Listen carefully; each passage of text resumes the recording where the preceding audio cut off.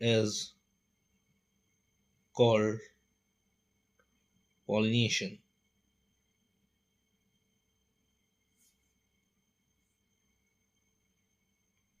It can be done by air, water and animals.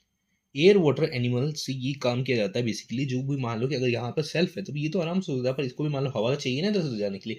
और अगर मान लो एक प्लांट से दूसरे प्लांट के फ्लावर में जाना है तो यहाँ पे आपको ऑब्वियसली कोई भी प्लांट चाहिए, या फिर कोई भी वाटर चाहिए, इंसेक्ट चाहिए, या फिर कोई भी एनिमल चाहिए. इंसेक्ट इसके अंदर आमतौर पर कॉमनली हनी बीज, हनी बीन बहुत अच्छे खासे लेवल पे यहाँ पर पॉलिनेशन करवाते हैं. ठीक है, तो ये जो ट्रांसफर है पोलन का from anther of a flower to the another stigma of the another flower या of the same flower is known as pollination. ठीक है, और पॉलिनेशन कौन करवाता है? आमतौर पे एयर से हो सकता है, वाटर से हो सकता है, एनिमल से बहुत मेजोरली होता है.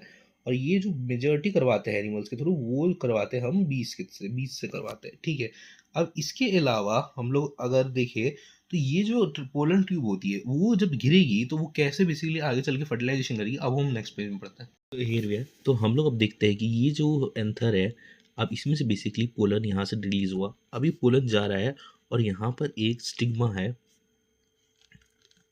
अब इसके ऊपर जब ये लैंड करेगा तो ये स्टिक पार्ट होता है, तो आमतौर पर यहाँ पर स्टिग्मा जो पोलन है वो फंस जाएगा. अब ये पोलन है और नीचे में यहाँ पर ट्यूब होती है, ये धीरे धीरे करके एक ट्यूब जनरेट करेगा. ठीक है, और वो ट्यूब नीचे जा करके अपना यहाँ पे जो है जंप पोर्ट दे देगी, और यहाँ पे फीमेल का एक दोनों का फर्टिलाइजेशन हो जाएगा, और यहाँ पे जाइगोट का फॉर्मेशन हो जाएगा. ठीक है, तो यहाँ पे क्या होता है, the pollen release by anther transfer to stigma of flower generate नहीं पहले if capable for fertilization generate pollen tube and release its gamete in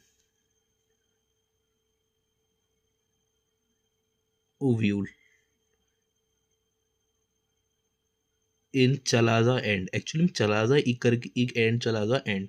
basically ये जो नीचे में एंड होता है इसको आप चलाजा एंड कहते हो. तो यहाँ पर ये अपना क्या बोलते हैं, गैमेट को जाकर फर्टिलाइज करके उसके अंदर में रिलीज करता है.